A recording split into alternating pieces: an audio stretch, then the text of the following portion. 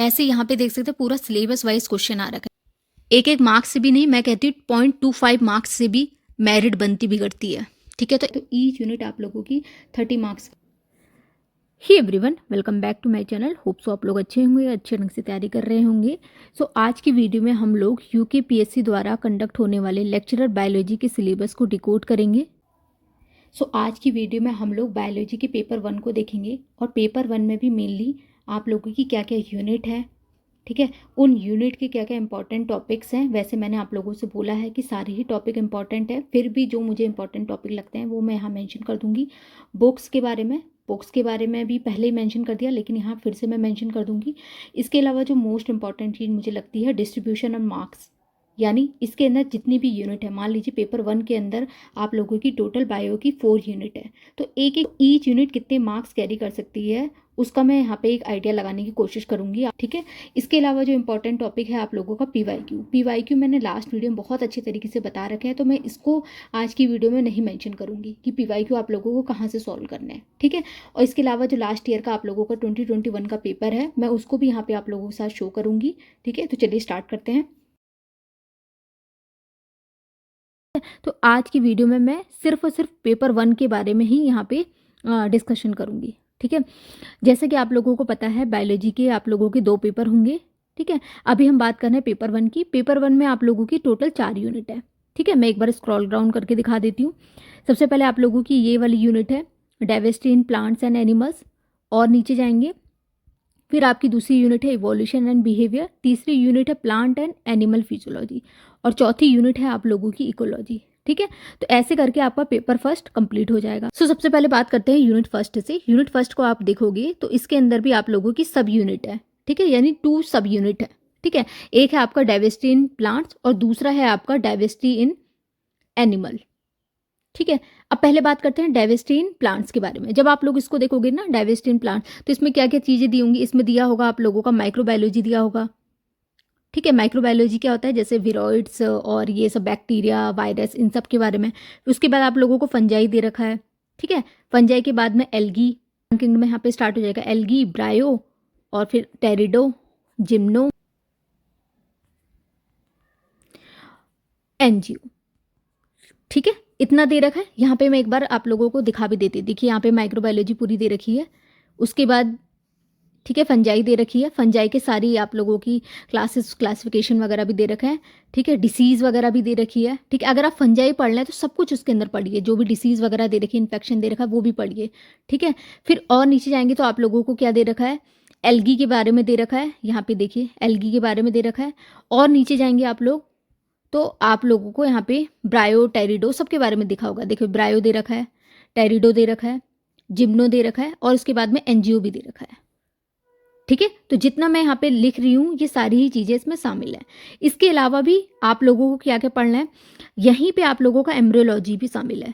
काफ़ी सारे कैंडिडेट के मैसेज आ रहे थे मैम एम्ब्रियोलॉजी नहीं है, हमें एम्ब्रियोलॉजी पढ़नी है, नहीं पढ़नी है, पढ़नी है। देखिए सब इसमें दे रखा है। मॉर्फोलॉजी के लिए भी कमेंट सेक्शन में आया था, मॉर्फोलॉजी भी दे रखी। मैं दिखाती हूँ कहाँ पे दे रखी। यहाँ पे देखिए यहाँ पे दे रखा है role of anatomy, embryology, cytology, phytochemistry, palynology, ठीक है। तो सब कुछ आप लोगों को पढ़ना है। इसके अलावा यहाँ पे फैमिलीज़ के बारे में भी दे रखा है, फैमिलीज़ के बारे में भी आप लोगों को पढ़ना है, ठीक है। तो ये सारी ही चीज़ें आप लोगों को पढ़नी है। समझ में आ गया होगा। यानी अगर आप बॉटनी पढ़ते हैं ना, तो बॉटनी के अंदर जो आप लोगों का सिलेबस रहा है एमएससी टाइम में, ऑल ओवर उतना ही इसमें भी करना है आप लोगों को कवर। आ गया होगा आप लोगों को समझ में, ठीक। लोगों के साथ में लेक्चरर 2021 का पेपर शो कर रही हूँ। ये मेंस का पेपर था, ठीक है। तो अगर आप लोग ये सोचेंगे ना कि कुछ टॉपिक सिलेबस में नहीं दे रखे हैं, हम उनको स्किप कर देते हैं, या वो टॉपिक नहीं मिल पा रहा है उसको स्किप कर देते हैं, तो देखिए एक एक टॉपिक से क्वेश्चन आएगा। ये बात लिख के ले लीजिए।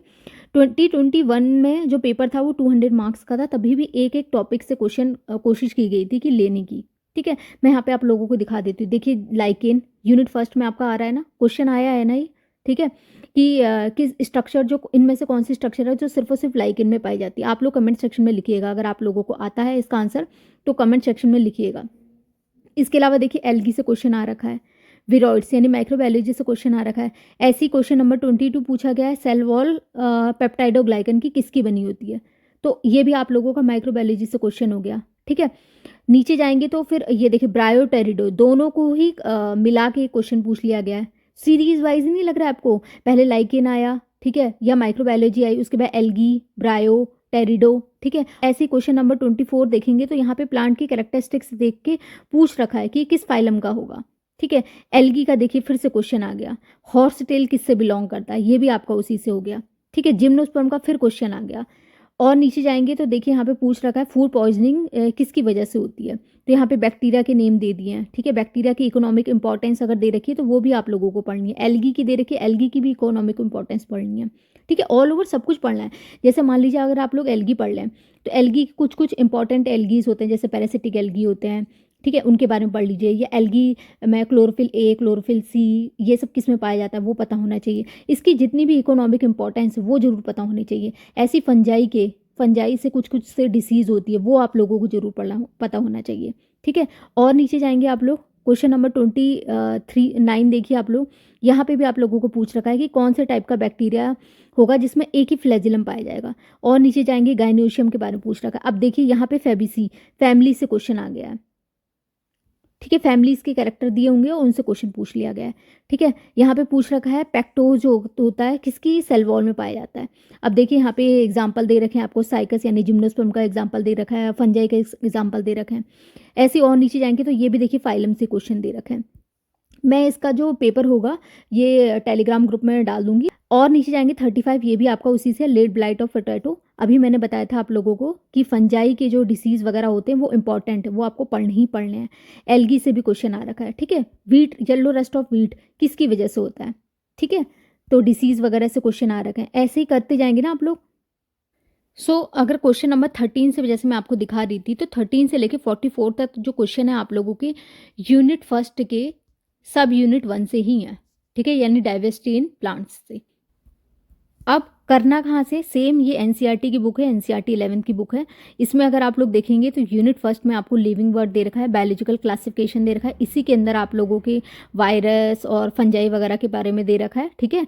और प्लांट किंगडम में तो फिर पूरा एंजियोस्पर्म तक हो ही जाएगा कवर, ठीक है। फिर इसके अलावा आप लोगों को क्या करना है, मॉर्फोलॉजी एनाटॉमी दे रखी है ना प्लांट्स की, तो यहाँ से आप लोग मॉर्फोलॉजी भी कर लीजिए प्लांट्स की और एनाटॉमी भी प्लांट्स की कर लीजिए, ठीक है। फैमिलीज वगैरह का दे रखा है तो फैमिलीज वगैरह को आप लोगों को एक्स्ट्रा पढ़ना पड़ेगा। यहाँ पे आप लोगों की 4-5 ही फैमिलीज दे रखी है, सोलेनेसी, फेबिएसी, लिलिएसी और एक और फैमिली दे रखी है। तो इसके अलावा भी अगर और फैमिलीज होंगी वो आप लोगों को बीएससी की बुक से कवर करना है, ठीक है, ग्रेजुएशन की बुक से कवर कीजिए और उसके पीवाईक्यू वगैरह लगाइए, ठीक है। तो होप सो यूनिट फर्स्ट आप लोगों को समझ में आ गई होगी। यहाँ पे देख सकते हैं फैमिलीज काफ़ी सारी दे रखी हैं, तो आप लोग सारी फैमिलीज के जो इंपॉर्टेंट कैरेक्टर्स हैं वो आप लोगों को पता होने चाहिए, ठीक है। तो अब बात करते हैं यूनिट फर्स्ट के ही सेकेंड सब यूनिट के बारे में, ठीक है। अब इसमें मेनली क्या दे रखा है, आप लोगों को पूरा का पूरा एनिमल किंगडम दे रखा है, ठीक है। इसके ऊपर मत जाइएगा कि सिर्फ लोकोमोशन इन प्रोटोजोआ दे रखा है तो हम इन्हें ही पढ़ें। ये सब ना आपके इंपॉर्टेंट टॉपिक हैं, किसी भी आप लोगों के एनिमल किंगडम में जो इंपॉर्टेंट टॉपिक है ना वो यहाँ पे दे रखे हैं। जैसे प्रोटोजोआ का मेनली क्या इंपॉर्टेंट है, लोकोमोशन इंपॉर्टेंट है, पॉरीफेरा का सबसे ज़्यादा इंपॉर्टेंट चीज़ क्या है, कैनाल सिस्टम उसमें इंपॉर्टेंट होता है, सिलेंटेटा के ज़्यादातर क्वेश्चन कहाँ से आते हैं, पॉलीमॉर्फिज्म से आते हैं। तो ये तो आप लोगों के इंपॉर्टेंट हैं ही हैं, ठीक है। ये सब जैसे मान लीजिए एम्फीबियंस का पेरेंटल केयर इंपॉर्टेंट है, स्नेक्स का poisonous and non poisonous character important है, ऐसी बर्ड का ये इंपॉर्टेंट है। और इसमें क्या आता है, इन तीनों के बीच में डिफरेंस आता है। तो ये तो पढ़ना ही पढ़ना है। इसके अलावा अगर किसी भी एनिमल किंगडम के बारे में नहीं भी दे रखा है उसको भी आप लोगों को पढ़ना है। ये घुमा फिरा के सिलेबस में ना सब कुछ ही दे रखा है, ठीक है। ऐसा गलती मत कीजिएगा और कमेंट सेक्शन में ऐसे मैसेज मत कीजिएगा कि मैम ये टॉपिक नहीं दे रखा है तो हमें पढ़ना ही नहीं पढ़ना है, ठीक है। सारा सिलेबस मोर और लेस सेम ही रहता है, ठीक है। लेकिन जो सिलेबस में दे रखा है उसके ऊपर ज़्यादा एम्फेसिस कीजिए और जो टॉपिक इसमें नहीं दे रखे हैं, बहुत छोटे छोटे से दे रखा है, उनको भी पढ़ के जाइए। लाइक मैं यहाँ पे बताती हूँ आप लोगों को, एनिमल किंगडम जैसे स्टार्ट होता है प्रोटोजोआ, पॉरीफेरा, ठीक है। उसके बाद आपका सिलेंटेटा, प्लेटीहेल्मिन्थीज, एस्के हेल्मिन्थीज नहीं दे रखा है, एनिलिडा नहीं दे रखा है, वो भी पढ़ना है आप लोगों को, ठीक है। फिर ऑर्थोपोडा के अंदर तो इंसेक्ट आ ही गया। अब यहाँ पे मोलस्का नहीं दे रखा तो ऐसा मत कीजिएगा कि मोलस्का नहीं पढ़ना, मोलस्का भी पढ़ना है आप लोगों को। मैं क्यों कह रही हूँ, क्योंकि देखिए यहाँ पे एक सिलेबस में ये भी दे रखा है, इसको भी मिस मत कीजिए। General characteristics and classification of the following phylum, जैसे कि प्रोटोजोआ से लेके आपका कॉर्डेटा सब कुछ कवर कर दिया, यानी जनरल कैरेक्टर आपको सबके पता होने चाहिए, ठीक है। तो होप सो आप लोगों को यूनिट फर्स्ट अच्छे से कवर हो गई होगी। मैं यहाँ पे एक बार फिर से समअप कर, ऐसे यहाँ पे देख सकते हैं पूरा सिलेबस वाइज क्वेश्चन आ रखा है। अब यहाँ पे आप लोग एनिमल फाइलम के क्वेश्चन भी दे रखे हैं कि ऐसे कैसे दे रखे हैं, जैसे पेरिपेटस दे रखा है, किसके बीच में कनेक्टिव लिंक होता है। फाइलम ऑर्थोपोडा के क्वेश्चन दे रखे हैं, ठीक है। इनमें से कौन सा फाइलम में सारे ही मैरीन होते हैं। जैसे सबसे पहले मैंने आपको बोला था ना कि कॉलर सिस्टम से इंपॉर्टेंट होते हैं, ठीक है। कॉलर सेल इंपॉर्टेंट होती है पॉरीफेरा की, तो उससे क्वेश्चन आ रखे हैं, ठीक है। जो भी इंपॉर्टेंट चीज़ें होती हैं उनसे क्वेश्चन यहाँ पे पूरे सीरीज वाइज ही दे रखे हैं, ठीक है। तो ये पेपर डाल दूंगी, आप लोग वहाँ से भी आप लोग पेपर डाउनलोड कर सकते हैं, ठीक है, और ये सॉल्व कर सकते हैं। ये पूरे देखिए 177 से लेके पूरा कॉर डेटा यहाँ पे भी देख सकते हैं, पॉइजनस स्नेक्स और ऐसे करके पूरा देखते जाएंगे तो आप लोगों के पूरे ये एनिमल फिजियोलॉजी, तो यहाँ पे देखेंगे तो ये सारे आपके फाइलम एनिमल के कवर हो जाएंगे। सो यूनिट फर्स्ट में आप लोग देख सकते हैं, आप लोगों का प्लांट किंगडम है, एनिमल किंगडम है। प्लांट किंगडम में आप लोगों को पूरा माइक्रोबायोलॉजी से लेके एंजियोस्पर्म तक पता होना चाहिए। इस फाइलम में तो आप लोगों को प्रोटोजोआ से लेके कॉर्डेटा तक सब कुछ पढ़ना है। इसके अलावा प्लांट किंगडम वाले में आप लोगों को एम्ब्रियोलॉजी भी पढ़नी है, मॉर्फोलॉजी भी पढ़नी है, ठीक है, और फैमिलीज भी पढ़नी है। अब फैमिलीज 4 ही दे रखी है एनसीईआरटी में, तो इसके अलावा जो एक्स्ट्रा फैमिलीज होंगी उसके जो की फीचर होते हैं पूरा पोथा लेके मत बैठ जाइएगा, जो इंपॉर्टेंट चीज़ें हैं ना उनको पढ़ने की कोशिश कीजिएगा, ठीक है। इसके अलावा इसी वाली यूनिट में, ठीक है, ये यूनिट सब यूनिट 1 होगी, सब यूनिट 2 हो गई। इसी सब यूनिट में आप लोगों को कुछ और चीज़ें भी दे रखी हैं, लाइक साइटोलॉजी भी दे रखी है और कुछ फोटो केमिस्ट्री वगैरह भी दे रखा है। वो मैंने ऐड नहीं किया है यहाँ पे क्योंकि उसके लिए अलग से यूनिट दे रखी है, तो मैंने सोचा इसमें आप लोगों के लिए सेपरेट जो चीज़ें हैं आप लोग इसके ऊपर ज़्यादा एम्फेसिस कीजिए, ठीक है। तो समझ में आ गया होगा आप लोगों को। अब बात करते हैं सेकंड यूनिट के ऊपर, ठीक है। तो ये आप लोगों की यूनिट नंबर 2 हो गई। इसमें मेजरली क्या दे रखा है आप लोगों को, इवोल्यूशन ही दे रखा है। कहाँ से करना है आप लोगों को, क्लास 11 की जो एनसीईआरटी है उसी में आप लोगों को इवोल्यूशन वाले में लैमार्किज्म, डार्विनिज्म और जो भी इसके एविडेंस है सब कुछ दे रखा है। अब मैं यहाँ पे आप लोगों को बता देती हूँ इंपॉर्टेंट क्या चीज़ें हैं। जो एविडेंसेस होते हैं ना ऑर्गेनिक इवोल्यूशन से, वो बहुत ज़्यादा इंपॉर्टेंट होते हैं। वैसे पढ़ना सब कुछ है लेकिन मुझे जो लग रहा है इसमें से ज़्यादा इंपॉर्टेंट है, मैं वो चीज़ यहाँ पे मेंशन कर दे रही हूँ। जैसे कि होमोलॉगस, एनालॉगस ऑर्गन क्या होते हैं, या कुछ और जो भी एम्ब्रियोलॉजिकल एविडेंसेस होते हैं वो इंपॉर्टेंट होते हैं, तो वो आप लोगों को पता होने चाहिए, ठीक है।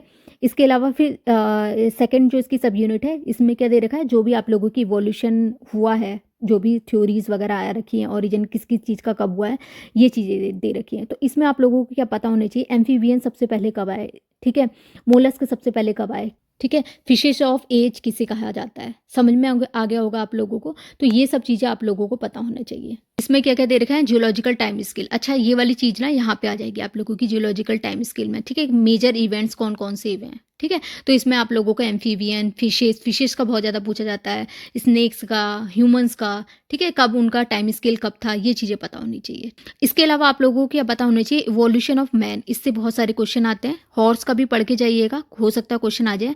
एलिफेंट का पहले शायद नहीं दिए रहते थे, अब दे रखा है, तो इसके बारे में भी कोशिश कीजिएगा कलेक्ट कर लें, ठीक है। अगर सिलेबस में दे रखा है तो इसको भी आप लोग कवर अप करने की कोशिश कीजिएगा, ठीक है। कॉन्सेप्ट ऑफ न्यूट्रल इवोल्यूशन, ठीक है, तो इसको भी आप लोग कर लीजिएगा, ठीक है। तो इसमें मेजरली आप लोगों को जो क्लास 11 का एनसीईआरटी है उसी से आप लोगों की ये यूनिट कवर हो जाएगी। कुछ कुछ टॉपिक हैं जो आप लोगों को अलग से हो सकता है देखने पड़े, थोड़ा सा इवोल्यूशन ऑफ हॉर्स हो सकता है देखना पड़े, ठीक है। तो ये आप लोग कवर कर लीजिएगा। अब बढ़ते हैं थर्ड यूनिट के ऊपर, ओके।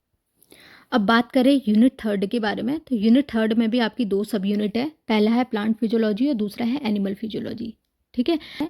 अब इसमें भी आप लोगों को एनसीईआरटी वाइज ही कवर करना है। कुछ टॉपिक अगर इसमें मेंशन नहीं भी कर रखे हैं तो जर्नल कैरेक्टरिस्टिक्स करके वो दे रखा होगा तो ऑटोमेटिकली वो कवर हो जाएगा।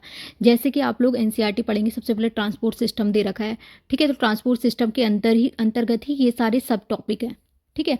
आप लोगों को जैसे एनसीईआरटी उठानी है, अंतर्गत ही प्लांट फिजियोलॉजी के जितने चैप्टर होते हैं वो सारे ही कवर हो जाएंगे आप लोगों को। मिनरल न्यूट्रिशन चैप्टर दे रखा है, वो दे रखा है, फोटोसिंथेसिस दे रखा है, वो दे रखा है, रेस्पिरेशन दे रखा है, ये भी आप लोगों का टॉपिक आ जाएगा। और नीचे जाएंगे तो नाइट्रोजन फिक्सेशन दे रखा है, वो भी आ जाएगा। फिर इसके बाद और नीचे जाएंगे तो आप लोगों को प्लांट ग्रोथ रेगुलेटर वाला चैप्टर दे रखा होगा, वो भी आ जाएगा। फोटो पीरियोडिज्म दे रखा है, वो भी आ जाएगा, ठीक है। कुछ जो चीज़ें नहीं होंगी मुझे लगता है, जैसे कि टर्पीन्स के बारे में, फिनॉल्स के बारे में नहीं दे रखा है, तो ये आप लोगों को एडवांस लेवल की बुक से इसको कवर करना है, ठीक है। और ये वाला तो दे ही रखा होगा, responses of plant to biotic and abiotic stress, ठीक है।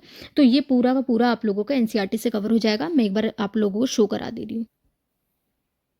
यहाँ पे आप लोग देख सकते हैं आप लोगों की 5 चैप्टर है। मैंने बोला था transport in plant, mineral nutrition, photosynthesis in higher plant, respiration in plant, plant growth and development. सिर्फ आप लोगों को जो एक्स्ट्रा चीज़ें करनी है वो टर्पीन्स और फिनॉल्स के बारे में एक्स्ट्रा आप लोग कवर कर लीजिएगा, ठीक है। सेम इसी का सब यूनिट 2 है आप लोगों का ह्यूमन फिजियोलॉजी। अब ह्यूमन फिजियोलॉजी में भी अभी मैं आप लोगों को सिलेबस दिखाऊंगी, उससे पहले मैं एनसीईआरटी शो करा दे रही हूँ। तो एनसीईआरटी में जितने भी आप लोगों को चैप्टर दे रखे हैं, अब जो न्यू एनसीईआरटी आई है पिछले 2-3 सालों से कोरोना के बाद से, उसमें कुछ कुछ चैप्टर इसमें डिलीट कर दिए गए हैं, जैसे कि डाइजेशन वाला चैप्टर कंप्लीट डिलीट कर दिया गया है, लेकिन ये चैप्टर भी आप लोगों को पढ़ के जाने हैं, ठीक है। जितने भी चैप्टर इसमें दे रखे हैं आप लोगों के, टोटल 7 चैप्टर दे रखे हैं, 7 के 7 चैप्टर पढ़ के जाना, एक एक लाइन पढ़ के जानी है। काफ़ी सारे स्टूडेंट के ये भी कमेंट आते हैं कि मैम हमें एनसीईआरटी पूरे पढ़ के जाने हैं या सिर्फ टॉपिक वाइज पढ़ के जाएं। पहले टॉपिक पढ़िए, टॉपिक को अच्छे से कवर कीजिए। टॉपिक तो आप लोगों के इंपॉर्टेंट हो जाएंगे जो सिलेबस में दे रखे हैं। उसके अलावा आप लोगों को जनरल जितनी भी चीज़ें उस चैप्टर में दे रखी, मान लीजिए डाइजेशन एंड एब्जॉर्प्शन चैप्टर में जितना दे रखा है सब आपको पता होना चाहिए, ठीक है। और जब आप लोग उसके एमसीक्यू सही करने लग जाएं तब समझिए कि आप लोगों का वो चैप्टर कवर है, ठीक है। काफ़ी सारे कमेंट ये भी आते हैं कि मैम हमने 11th-12th में तो पढ़ी है, यही पढ़ते हुए आ रहे हैं, हमारा एनसीईआरटी कवर है, ठीक है। तो पहले आप लोग ये देखिए कि आप लोग जो एमसीक्यू वगैरह लगा रहे हैं वो आप लोगों के करेक्ट जा रहे हैं। अगर आप लोगों के ये करेक्ट जा रहे हैं तब आप कह सकते हैं कि हाँ हमारी एनसीईआरटी पे बहुत अच्छी कमांड है, ठीक है। मैं एक बार आप लोगों को सिलेबस शो करा देती हूँ। अब यहाँ पे आप लोगों का यूनिट 3 का ही सब यूनिट 2 स्टार्ट हो जाएगा, ठीक है। अब इसमें भी क्या दे रखा है, एनिमल फिजियोलॉजी दे रखी है, सेम जितने चैप्टर मैंने आप लोगों को बताए थे। अब देखो सबसे पहले उसमें डाइजेशन वाला चैप्टर था, यहाँ स्टार्टिंग में डाइजेशन का मेंशन नहीं कर रखा है, लेकिन कहाँ डाइजेशन दे रखा है, यहाँ पे दे रखा है, तो डाइजेशन वाला हो गया, ठीक है। डाइजेशन के बाद आप लोगों को ब्लड वगैरह वाला चैप्टर था, ठीक है, वो ये यहाँ पे हो जाएगा, ठीक है। उसके बाद न्यूरॉन्स वाला चैप्टर था वो हो जाएगा, नाइट्रोजन बेस वाला नाइट्रोजनस वेस्ट वाले चैप्टर था वो हो जाएगा, ठीक है। ऐसे ही करके सारे के सारे लास्ट में आपका एंडोक्राइन चैप्टर है तो वो कवर हो जाएगा, ठीक है। शुरुआत आप लोग एनसीईआरटी से कीजिए, पहले एनसीईआरटी कवर कीजिए अच्छे से, फिर आप लोग ग्रेजुएशन लेवल की बुक्स से भी इनको और अच्छे तरीके से कवर कीजिए, ठीक है। सिलेबस को एक बार कवर नहीं करना, 2-3 बार आप लोगों को कवर करना है, ठीक है। समझ में आ गया होगा आप लोगों को। अब अगर बात करें यूनिट 4 के बारे में, तो यूनिट 4 आप लोगों की सबसे ईजी जो मुझे यूनिट लगती है वो लगती है इकोलॉजी, ठीक है, क्योंकि इसको पढ़ने में मज़ा आता है और उसके क्वेश्चन भी ज़्यादातर करेक्ट ही जाते हैं, ठीक है। अगर आप लोग एक बार इसमें मेहनत कर लोगे तो हमेशा ही चांसेस रहते हैं कि ये आप लोगों का स्कोरिंग यूनिट ही रहती है। तो जो स्कोरिंग यूनिट है उसको आप लोगों को हल्के में नहीं लेना, उसका एक एक नंबर आप लोगों का इंपॉर्टेंट होगा, क्योंकि ये वाली जो यूनिट के क्वेश्चन है ना वो सारे ही कैंडिडेट के सही जाएंगे। और अगर आपके इस वाली यूनिट के भी क्वेश्चन गलत लग गए तो आप लोग समझ जाइए एक एक क्वेश्चन से एक एक मार्क्स से भी नहीं, मैं कहती हूँ 0.25 मार्क्स से भी मेरिट बनती बिगड़ती है, ठीक है। तो अब इसमें भी पहले मैं आप लोगों को इंपॉर्टेंट चीज़ बता देती हूँ, जैसे कि आप लोगों को इकोलॉजिकल पिरामिड इंपॉर्टेंट होता है, एनर्जी फ्लो से क्वेश्चन एक ना एक जरूर आता है। इसके अलावा आप लोगों को पॉपुलेशन ग्रोथ कर्व से क्वेश्चन आ जाता है, ठीक है, इंपॉर्टेंट है। जो इकोलॉजिकल सक्सेशन से अच्छा टॉपिक है ये, इससे क्वेश्चन बहुत सारे आते हैं, ठीक है। इसके अलावा बायोडाइवर्सिटी, ये वाली यूनिट जो है पूरी बहुत अच्छे से कवर करके जाइएगा, ठीक है। जैसे कि कॉजेज़ क्या हैं, यहाँ पे जैसे दे रखा है कॉजेज़ क्या हैं बायोडाइवर्सिटी डिप्लीशन के, ठीक है। और ये सभी ना बहुत अच्छे तरीके से आप लोगों के एनसीईआरटी में मिल जाएगा। क्लास 12th की एनसीईआरटी कीजिए, लास्ट जो आप लोगों की यूनिट है वो इकोलॉजी है, तो आप लोगों को 12th की एनसीईआरटी लेना है, उसी के लास्ट में आप लोगों को इससे टॉपिक मिल जाएंगे।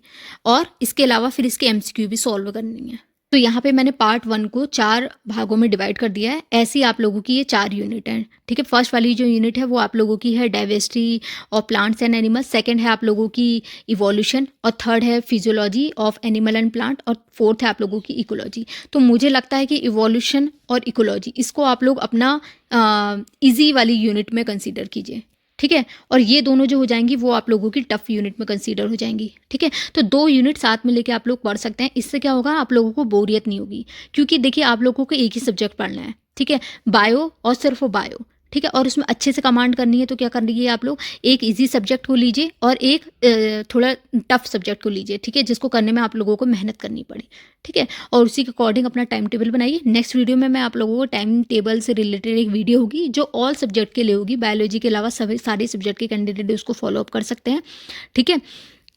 अब इसके अलावा आप लोगों को बुक रिसोर्स सब कुछ पता है, PYQ पता है, ठीक है। टाइम टेबल वाली जो वीडियो होगी वो मैं नेक्स्ट वीडियो में आप लोगों को बता ही दूंगी, और कि मैंने सब यूनिट भी आप लोगों को बता दी है, ठीक है। तो ये दोनों जो यूनिट हैं आप लोगों की ज़्यादा लेंदी हैं, ठीक है, तो इनको कवर कीजिए। इसके अलावा आप लोगों को प्रीवियस ईयर पेपर भी देखने हैं। जैसे मैंने फर्स्ट यूनिट का आप लोगों को प्रीवियस ईयर पेपर दिखाए थे, कितने सारे क्वेश्चन आए थे, ठीक है। ऐसा मत सोचिएगा कि मैंने यूनिट फर्स्ट के 13 से लेके कितने 42 समथिंग तक क्वेश्चन दिखाए थे एनिमल प्लांट किंगडम के, तो उतने ही थे। आगे जाके भी आप लोगों को काफ़ी सारे क्वेश्चन मिलेंगे, ठीक है, पेपर में इसके प्लांट किंगडम के, ठीक है। तो ऐसे ही आप लोग इन यूनिट के भी क्वेश्चन आप लोग कलेक्ट कीजिए, देखिए कि कैसे टाइप के क्वेश्चन आए हैं। और मेजरली जो मैं कह रही हूँ 2021 में आप लोगों का पेपर हुआ था, उसमें पूरा एनसीईआरटी का ही लेवल का आया था, ठीक है। लेकिन चेंजेस होते हैं, कंपटीशन बढ़ता है और पेपर का पैटर्न भी आने वाले सालों में चेंज हुआ है। जब से मैंने 24 से पेपर, लेक्चरर का हो चाहे हॉर्टिकल्चर का हो, पेपर के स्टैंडर्ड में बहुत ज़्यादा इवोल्यूशन हुआ है, ठीक है। तो आप लोगों को सिर्फ एनसीईआरटी पे फोकस नहीं करना है। पिछली बार का पेपर देखेंगे तो बहुत इजी एनसीईआरटी ओरिएंटेड ही लग रहा है कुछ कुछ यूनिट को छोड़ के, लेकिन आप लोग थोड़ा एडवांस भी बढ़िएगा, ठीक है। लेकिन उसके चक्कर में ऐसा मत कीजिएगा कि एनसीईआरटी को बिल्कुल नेग्लेक्ट कर दे रहे हैं, ठीक है। पहले एनसीईआरटी को कवर कीजिए, जब उससे पूरे वो यूनिट कवर हो जाए, मान लीजिए डाइवर्सिटी वाली यूनिट कर रहे हैं, इसको आप लोग एनसीईआरटी से बहुत अच्छे से कर लीजिए, एमसीक्यू लगा लीजिए। जब इतना हो जाए तब आप लोग एडवांस लेवल पे बढ़िए। ऐसे करके आप लोग पहले पार्ट फर्स्ट को कवर कीजिए। अब बात करते हैं बुक्स के बारे में। एनसीईआरटी तो आपको पता ही है, उसके साथ साथ कुछ जो एडवांस बुक है वो भी मैं यहाँ पे आप लोगों के लिए लिख दूंगी। यहाँ पे हम लोग यूनिट वाइज देखेंगे, ठीक है। आप लोगों के जैसे इसके अंदर यूनिट फर्स्ट है, ठीक है, यूनिट सेकेंड, इसके अलावा यूनिट थर्ड और फिर यूनिट फोर्थ। ये यूनिट में आप लोगों को एनसीईआरटी तो कवर करनी ही है, ठीक है। अब इसमें जो बॉटनी वाला पोर्शन है, जैसे लोअर बॉटनी, हायर बॉटनी और इसके अलावा मॉर्फोलॉजी वाला है, वो आप लोग सिंह पांडे जैन वाली बुक से कर सकते हैं, ठीक है, जो ग्रेजुएशन लेवल की बुक है, ठीक है, अगर आप लोग एडवांस पढ़ना चाहें। इसके अलावा जैसे कि इसमें फैमिलीज़ वगैरह दे रखी हैं, तो वो भी आई थिंक सिंह पांडे जैन वाली बुक से हो जाएगा। नहीं तो आप लोग जो मॉर्फोलॉजी वाला इसमें यूनिट है, वो आप लोग वीपी पांडे वाली बुक से कर सकते हैं, ठीक है।